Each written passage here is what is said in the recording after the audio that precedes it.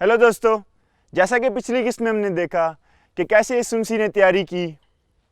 अपने शागिर्दों को चूज़ करने से पहले उन्होंने रोज़े रखे, दुआ की, ये खुदा के साथ अपना वक्त स्पेंड किया। आज की किस्त में हम देखेंगे कि कैसे पेशन गोइयाँ पूरी हुई एक बादशाह और एक निजात दहिंदे के आने की।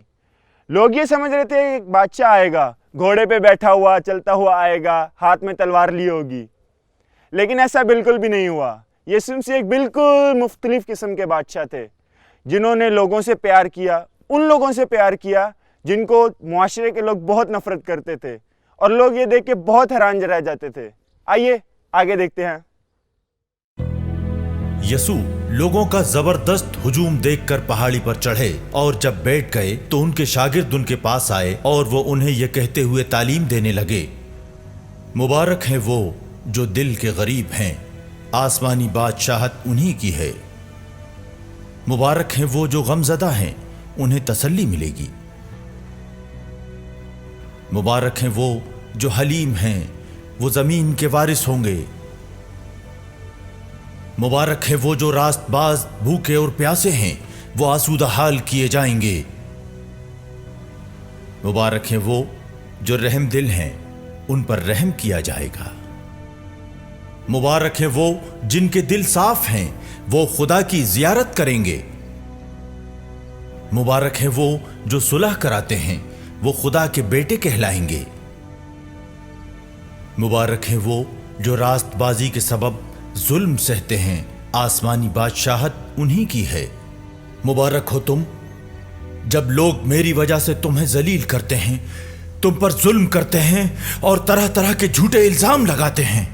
शादमान हो और लुत्फ उठाओ, क्योंकि जन्नत में तुम्हें बड़े बड़े इनामात मिलेंगे। तुम्हारे पहले के नबियों पर भी उन्होंने इसी तरह जुल्म किया। तुम जमीन का नमक हो। अगर नमक फीका पड़ जाए तो वो किस तरह से नमकीन किया जाएगा?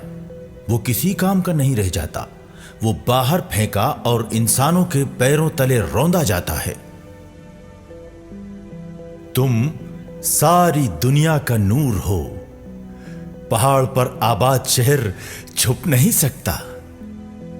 लोग चिराग जलाकर बर्तन के नीचे नहीं बल्कि शमादान पर रखते हैं, जहां से वो घर के सारे लोगों को रोशनी देता है। उसी तरह तुम्हारा नूर इंसानों के सामने चमकता रहे, जिससे वो तुम्हारे भले कामों को देखकर तुम्हारे जन्नती बाप की अजमत बयान करें।